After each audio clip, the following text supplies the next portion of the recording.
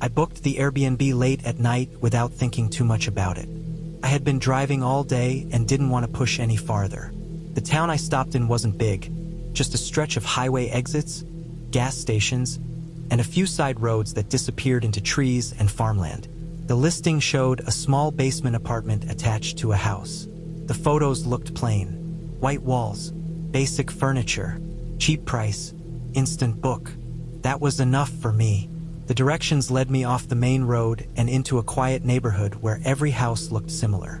Single-story homes, long driveways, no fences. The kind of place where people keep to themselves. I pulled into the driveway listed on the app. The house was dark except for one light near the back entrance. The main house looked normal, curtains drawn, no cars in the driveway besides mine. The check-in instructions said to use the side gate and enter through the basement door. I grabbed my bag and walked around the house. The grass was uneven and damp, like it didn't get much sun. The gate creaked when I opened it. I paused for a second, listening, but everything was still. The basement door was metal and painted white. The paint was chipped near the handle. I typed in the code and heard the lock click. When I opened it, cold air rushed out. Not just cool, cold in a way that made my skin tighten. I stepped inside and closed the door behind me. The basement apartment was larger than I expected.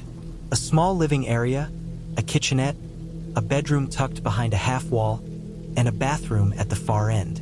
The ceiling was low, just a few inches above my head. The lights were already on, which I didn't remember reading in the instructions. The place was clean, but it felt unused.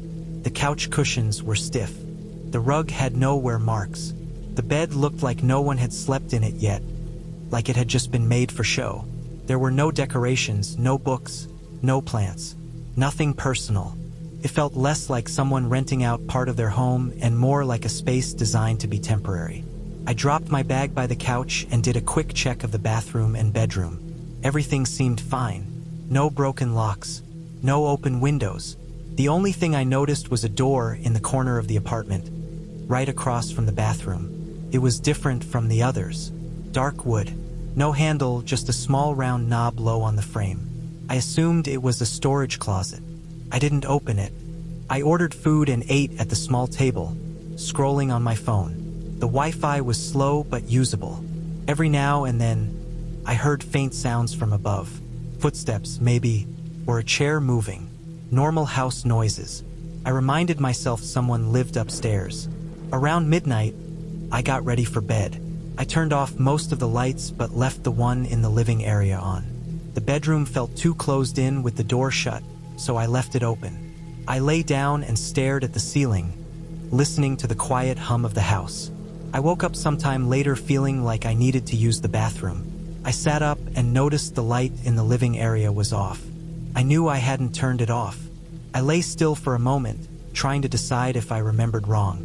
The apartment was completely dark except for a thin strip of light coming from under the door across from the bathroom. The storage door. I watched it for a long time.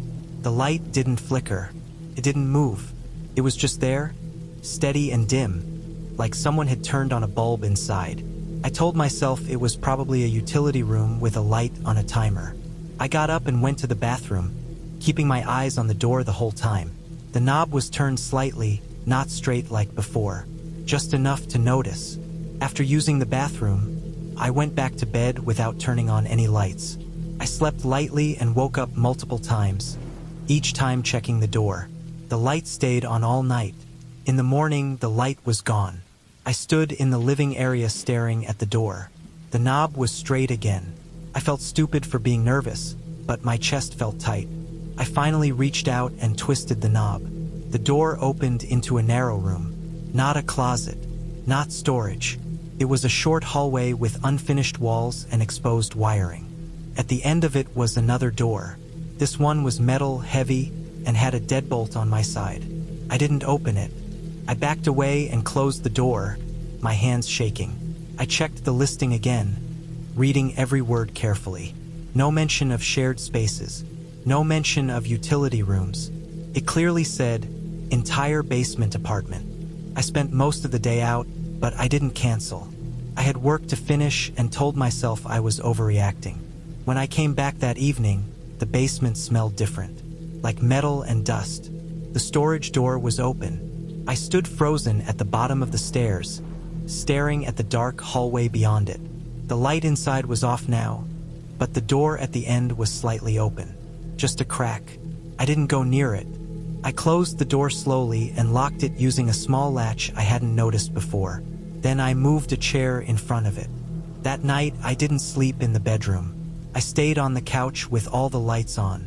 Around 2 a.m., I heard a sound that made my stomach drop, the soft scrape of the chair being pushed aside. I watched as the latch on the storage door slowly lifted. The door opened a few inches, then stopped. I didn't move. I didn't breathe. After a long time, the door closed again. The chair slid back into place. Everything went quiet. I left before sunrise. I didn't pack carefully. I didn't clean. I grabbed my bag and got out of there. As I drove away, I looked back and saw the basement light turn off. A week later, I checked the listing. It was still up. Same photos, same description, same reviews. I reported it to Airbnb. I explained everything clearly. A few days later, I got a generic response saying they found no violation of policy. I still think about that hallway, about how it wasn't meant for me to see it, about how someone had access to my space whenever they wanted. The scariest part wasn't that something happened to me, it's that nothing did, and I know that wasn't an accident. I booked the place because it was cheap and because the photos looked normal. That was it. No deep reason. I needed somewhere to stay for a few nights while I handled some work in a small town I had never been to before. Hotels were either full or overpriced. The Airbnb showed a small house at the edge of town, 1 bedroom, quiet area, self-check-in. The reviews were fine. Nothing glowing, nothing alarming. Just people saying it was clean and private. That was enough for me. I arrived in the late afternoon. The drive out there already felt longer than it should have. The town thinned out fast. Streetlights stopped. Houses became spaced far apart, then almost disappeared. The road turned into cracked asphalt with weeds pushing through the sides. The GPS told me I had arrived, but I had to slow down to make sure because the house was set back from the road and partly hidden by trees. The place looked older than the photos. Not abandoned, just tired. The paint was faded. The porch sagged slightly in the middle. There was a single outdoor camera above the front door, angled down. That didn't bother me. A lot of hosts used them. What I noticed more was how quiet it was. No cars passing. No dogs. No wind. Just dead quiet. I unlocked the door with the code and stepped inside. The air smelled stale, like a place that stays closed most of the time. The living room was small and dim even with the lights on. Heavy curtains blocked most of the windows. The furniture didn't match. Couch from one decade, table from another. Everything was clean, but in a rushed way. Like someone wiped surfaces but didn't care about the details. I dropped my bag and walked through the place slowly. 1 bedroom, 1 bathroom, a small kitchen. No closets, just a standing wardrobe in the bedroom. The bathroom mirror had faint streaks like it had been cleaned quickly and missed. The shower curtain was new, still stiff. Nothing scary yet, just off. I noticed there were no personal items anywhere. No books, no photos, no decorations that suggested anyone ever lived there. It felt less like a home and more like a waiting room. I told myself that was normal for a rental. The first weird thing happened about an hour later. I was unpacking when I noticed the bedroom door was closed.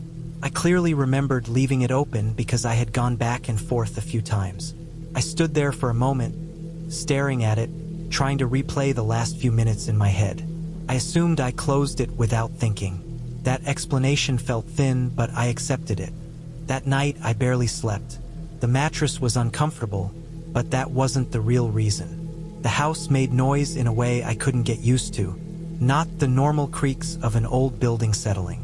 These were soft, uneven sounds, like weight shifting slowly in different parts of the house.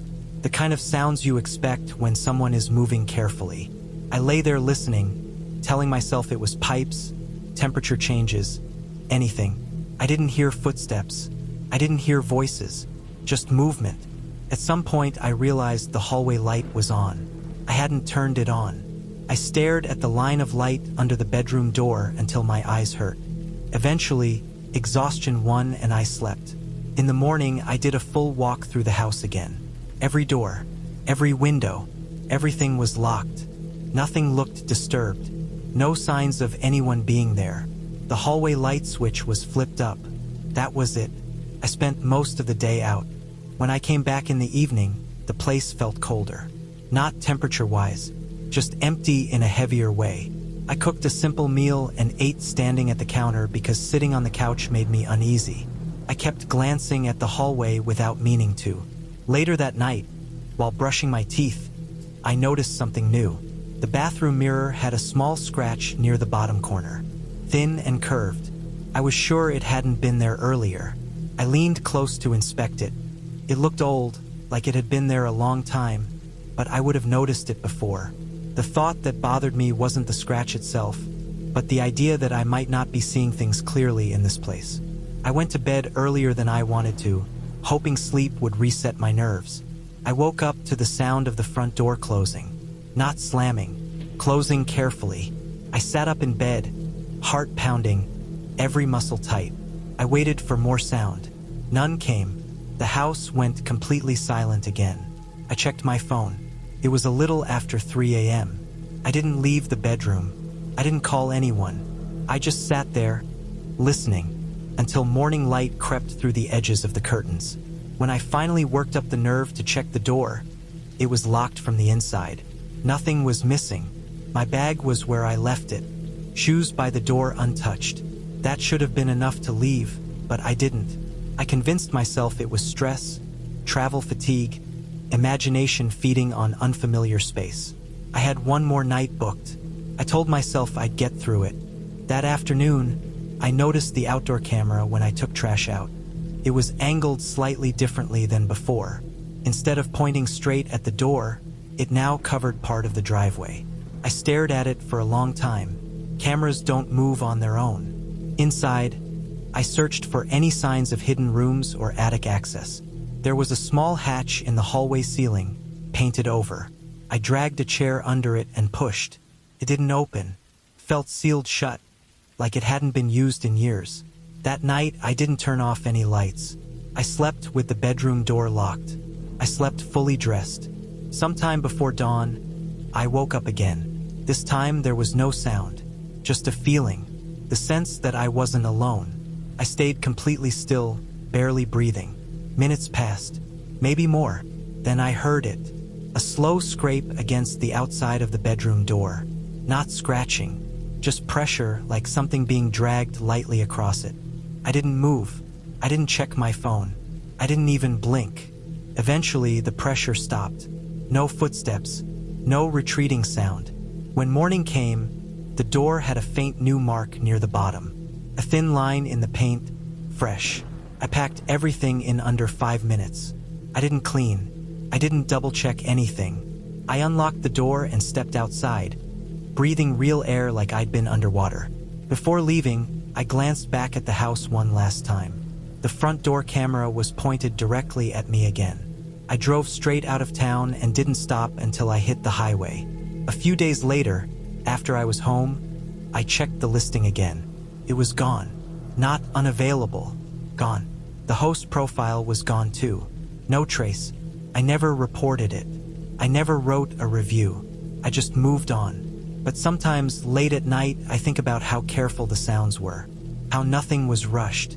How whoever was there knew exactly how much noise they could make without being obvious. And I know the scariest part wasn't that something happened. It's that someone was clearly very practiced at making sure nothing did.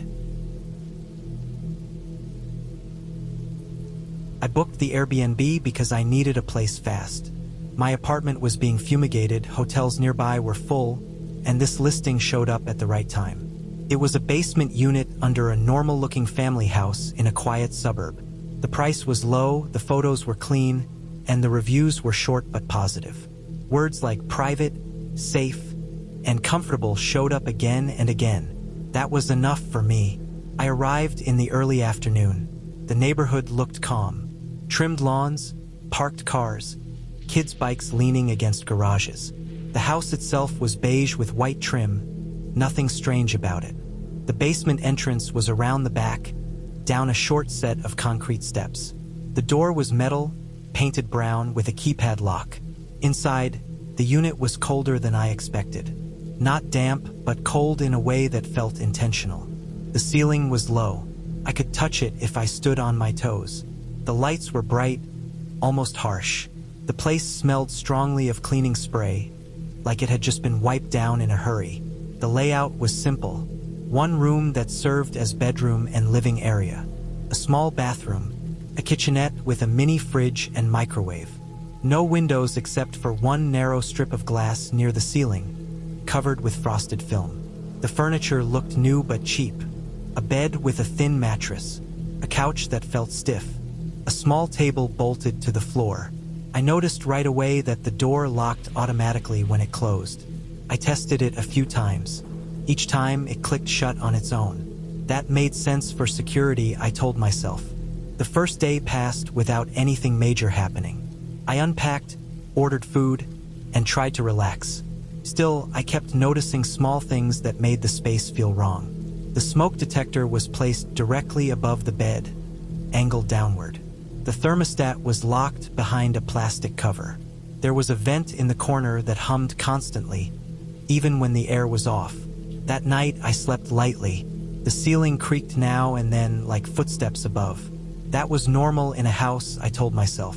Still, the sounds followed a pattern. Slow pacing, back and forth, then stopping directly above where I was lying. The next morning, I woke up feeling watched. Not scared yet, just uneasy. I checked my phone and noticed the Wi-Fi name was different from the listing. It included a string of numbers and the word node. I brushed it off. I left for most of the day. When I came back, the unit smelled different. Not dirty, warm, like someone had been inside recently. I checked my things. Nothing was missing. My bag was where I left it. My shoes were lined up by the door. That night, I noticed a red light blinking near the vent. I leaned closer and saw it was coming from a tiny black device mounted inside. I could not see exactly what it was, but it looked deliberate, installed, not part of the original vent. I searched the rest of the room more carefully after that. Once I started looking, I found more things. A pinhole-sized dot in the corner of the shelf, another above the kitchenette, another in the bathroom ceiling, positioned toward the shower. I felt sick. My chest tightened. I tried the door. It would not open. I typed the code again. The keypad flashed red. I tried to stay calm. I checked my phone. No signal. The Wi-Fi was connected but nothing loaded. The vent hummed louder now, or maybe I was just noticing it more. The ceiling creaked again, heavier this time, directly overhead. I backed away until I hit the wall. I scanned the room for anything I could use. The furniture was bolted down. The only loose object was a metal chair. I dragged it to the door and slammed it into the handle again and again. The noise felt muffled, swallowed by the walls. The ceiling panel near the vent shifted slightly. Dust fell onto the floor. I did not look up. I did not want to see what was above me. Adrenaline took over. I ran to the bathroom and smashed the mirror with the chair. Glass shattered everywhere. I wrapped my sleeve around my hand and used a shard to dig at the frosted window strip near the ceiling. Took longer than I expected. My hands bled. My arms burned. Finally, the glass cracked enough to push through. Cold air rushed in. I screamed until my throat hurt.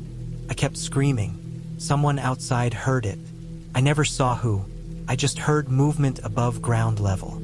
Then pounding. The basement door shook. The lock clicked.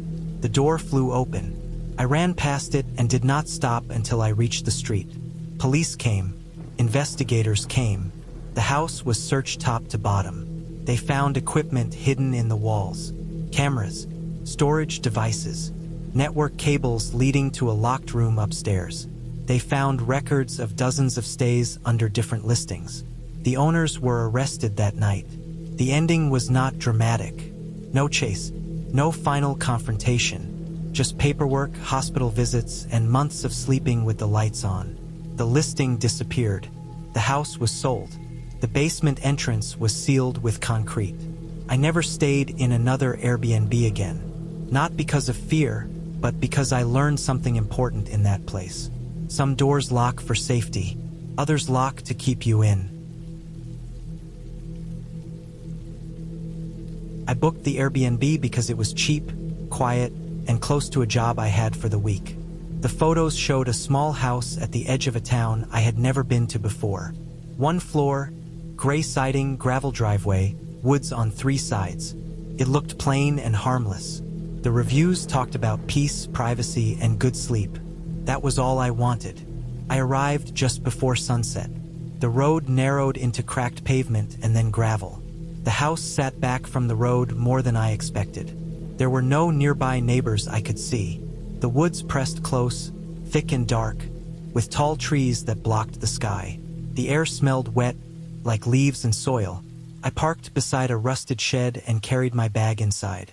The inside smelled clean but old. Not dirty, just stale, like a place that stayed closed too long. The floors were bare wood. The furniture was simple and heavy, like it had been there for decades. A couch that sagged in the middle. A small table with scratches. A lamp that buzzed faintly when I turned it on.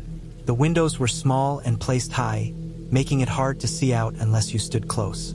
I checked every room out of habit. 1 bedroom, 1 bathroom, a kitchen, and a narrow hallway closet.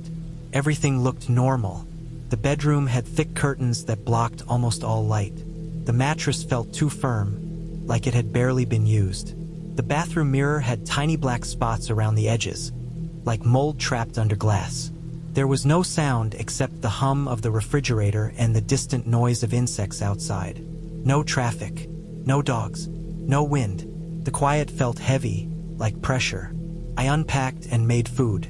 I noticed there were no personal items anywhere.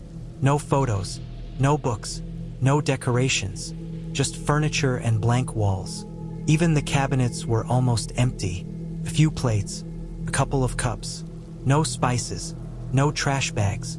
It felt less like a place someone stayed in and more like a space waiting to be used. That night I slept badly. The bed creaked when I turned.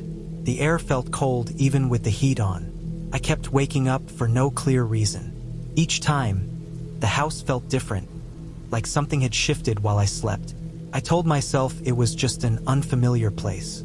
In the morning, I noticed something small that bothered me more than it should have. One of my shoes was not where I left it. I remembered placing both of them near the door. One was there. The other was under the couch, pushed far back.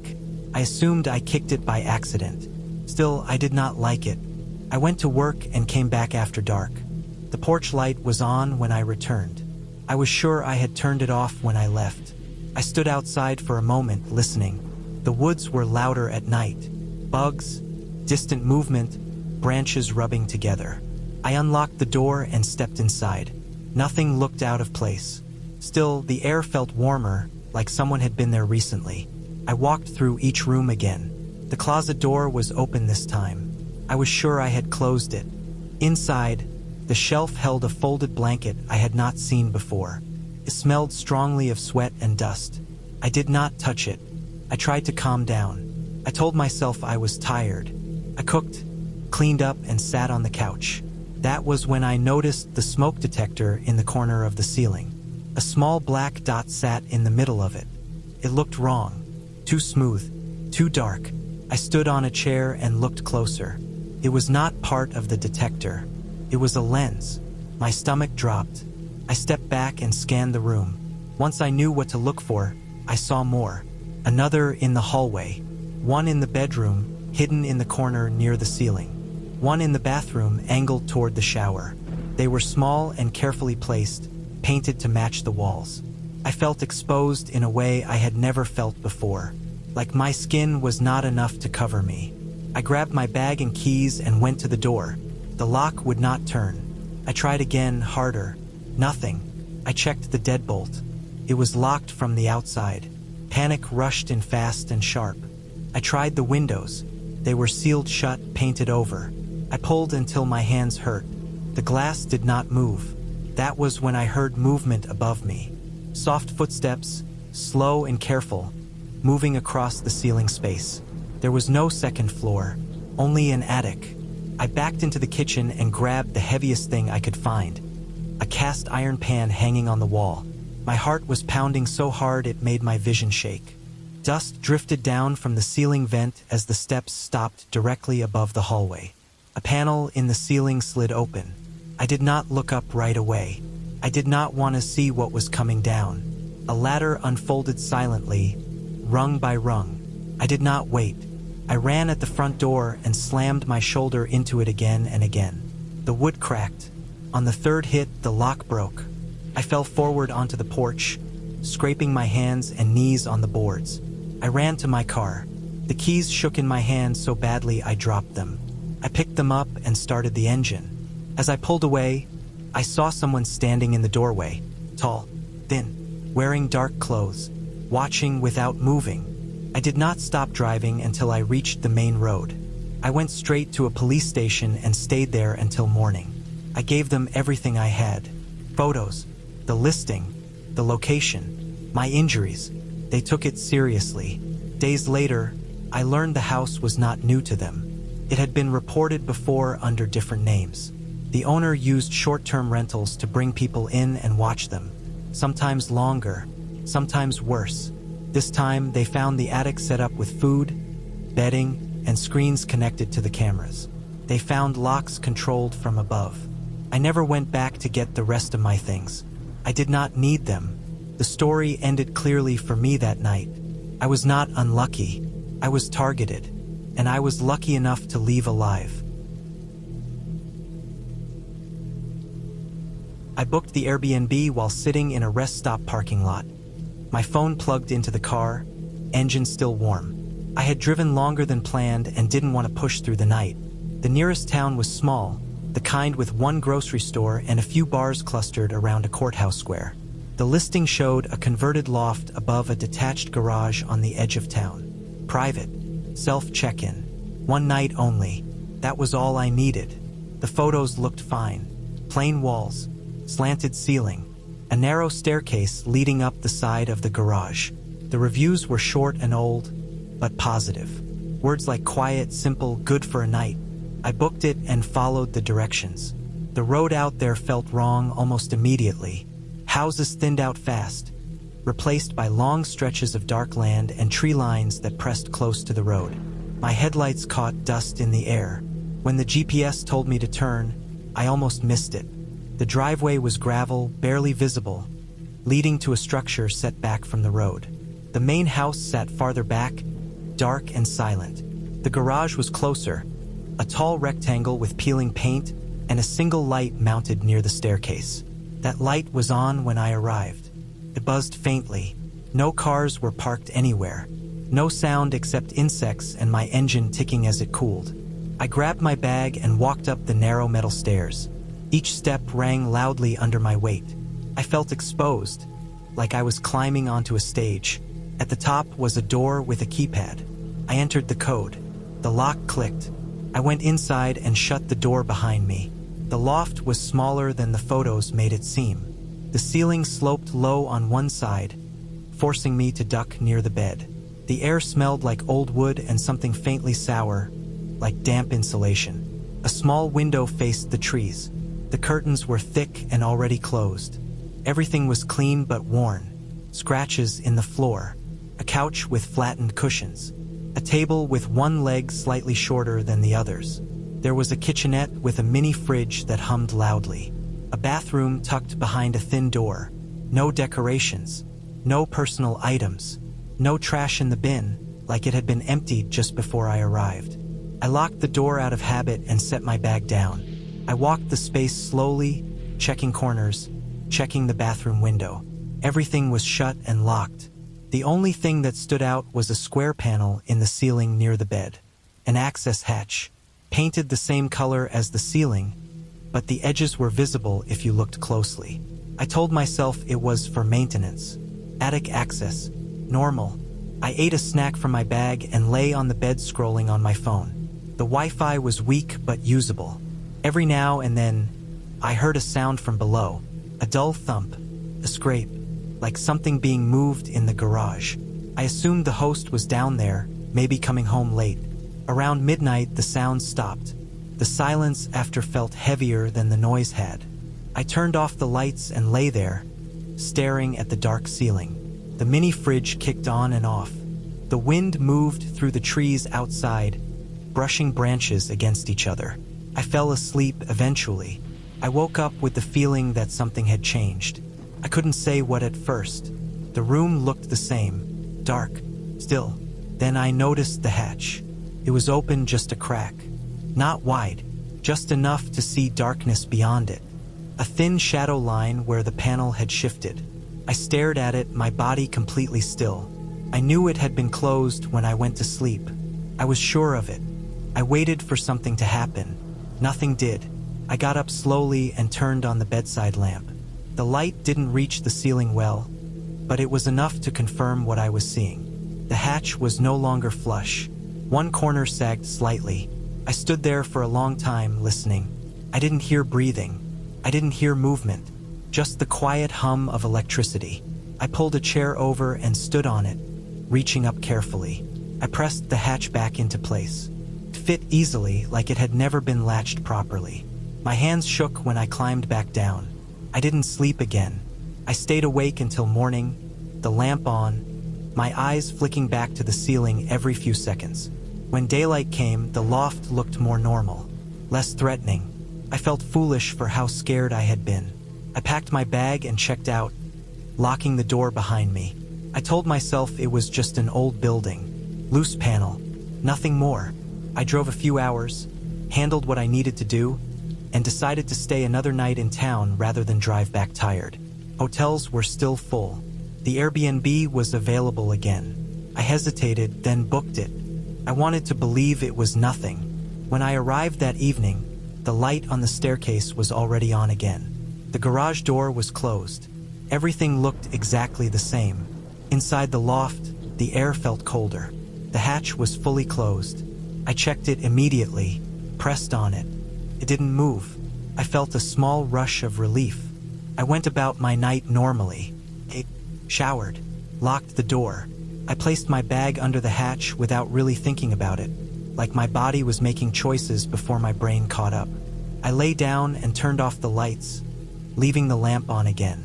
I stared at the ceiling until my eyes burned. Sometime after 2 a.m., I heard it. A soft sound above me. Not a thump, not a creak. A slow drag like fabric or skin moving carefully across wood. I froze. My eyes locked onto the hatch. Dust shifted around its edges. The panel bowed slightly, then steadied. I could see the faintest outline of a shape pressing down from above, like someone lying flat and spreading their weight. I didn't scream. I didn't move. My heart felt like it was trying to escape my chest. The pressure eased. The sound moved away. Then, very slowly, the hatch lifted a fraction of an inch. I grabbed my phone and turned on the flashlight. I aimed it straight up. The light caught an eye, just one visible through the gap. Wide open, unblinking. The skin around it looked gray and tight. The eye disappeared instantly, and the hatch slammed shut. I was off the bed and at the door in seconds. I unlocked it, yanked it open, and ran down the stairs barefoot, my bag still inside. I didn't look back. I didn't slow down until I reached my car. I drove straight to the nearest police station and reported everything. The address, the hatch, the eye, all of it. They went out there that morning. Later that day, an officer called me back. They found a crawl space above the loft connected to the main house by a narrow passage. There were blankets up there, food wrappers, a phone charger plugged into an extension cord running through the walls. The host wasn't the one living there.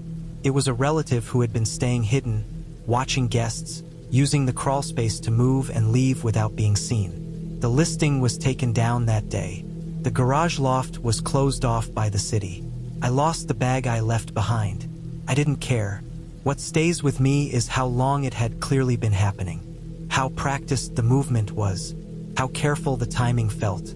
I don't use Airbnbs anymore, and I never sleep under access hatches. I booked the Airbnb because it was close to the job site and cheaper than anything else nearby. The town was unfamiliar, a place people passed through rather than visited. I arrived just before sunset after hours of driving on two-lane roads bordered by fields and thin woods. The listing showed a small single-story house on the edge of town. The photos looked normal. Plain rooms, neutral colors, nothing that stood out. The driveway was long and narrow, cracked concrete with weeds growing through it. The house sat alone with no neighbors in sight. The yard was overgrown but not abandoned. Someone had mowed recently, just not well. The porch light was already on when I pulled in. That made me pause, but I assumed the host had left it on for me. The lockbox worked on the first try. The door opened into a small living room that smelled faintly of cleaner mixed with something older, like fabric that had been damp and dried too many times. The air felt heavy, not warm or cold, just thick. I stepped inside and locked the door behind me. The house was quiet in a way that felt intentional. No ticking clocks, no hum from appliances. Even the fridge was silent until I opened it. The furniture was basic and worn. The couch sagged in the middle. The coffee table had deep scratches that hadn't been sanded out. The walls were bare except for a few crooked nails where something used to hang. I walked through every room slowly. One bedroom, one bathroom, a small kitchen, a back door that led to nothing but trees. All the windows were covered with thick blinds pulled all the way down. I lifted one slightly in the living room. Outside, the woods started just a few yards from the house. No fence, no lights, just tree trunks packed close together. I let the blind fall back into place. The bedroom felt smaller than it should have. The bed frame was pressed close to the wall. There was a dresser with empty drawers and a closet with no hangers. The carpet was clean but matted, like it had been walked on for years without being replaced. I noticed a door in the bedroom that wasn't mentioned in the listing photos. It was narrow and painted the same color as the wall. I assumed it was a linen closet or maybe access to plumbing. I didn't open it. I unpacked and made a simple meal. As it got darker, the quiet pressed in harder. I kept noticing sounds that didn't fully register. A soft thud somewhere outside. A brief rustle near the back of the house. Each time when I focused, the sound was gone. That night, I left a light on in the living room and went to bed early. I lay on my back staring at the ceiling. The room smelled faintly of dust and something metallic. I told myself it was just an old house. I woke up in the middle of the night with the feeling that someone was standing nearby. My heart was racing before I even opened my eyes. The room was dark. The living room light was off. I was sure I had left it on. I lay still and listened. Nothing. No footsteps. No breathing. Just silence. When I finally sat up, I noticed the bedroom door was closed. I remembered leaving it open. I stood there for a long time trying to convince myself I was wrong. I opened the door and checked the house. Everything was exactly where I left it. The front door was still locked. The back door too. I didn't sleep much after that. In the morning, the house felt different, less heavy. Sunlight pushed through the blinds and made the place look almost normal.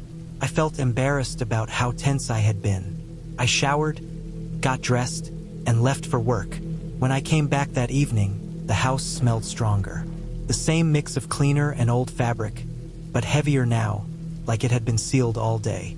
The air felt stale. I opened a window in the living room and let it air out. That was when I noticed the blind in the bedroom was slightly raised. I knew I hadn't touched it. I stood there looking at the thin line of forest visible beneath it. The trees looked closer than before. I lowered the blind fully and checked the rest of the house again. Nothing was out of place. I tried to ignore it. Later that night, while brushing my teeth, I noticed something on the bathroom mirror. A faint handprint near the edge. Not fresh, old, like it had been wiped over many times but never fully removed. I stared at it longer than I should have, then wiped it away with a towel. The towel came back clean. I locked myself in the bedroom that night. I pushed the dresser in front of the door. It made a low scraping sound against the carpet that felt too loud. I lay in bed with my phone in my hand, the screen lighting the ceiling. Sometime after midnight, I heard movement inside the house. Not outside. Inside.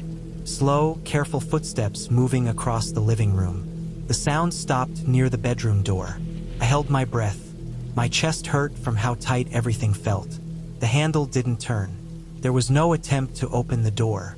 The steps moved away, slow and controlled, toward the back of the house.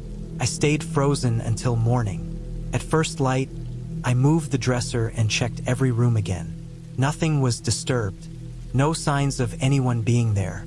No unlocked doors. No open windows.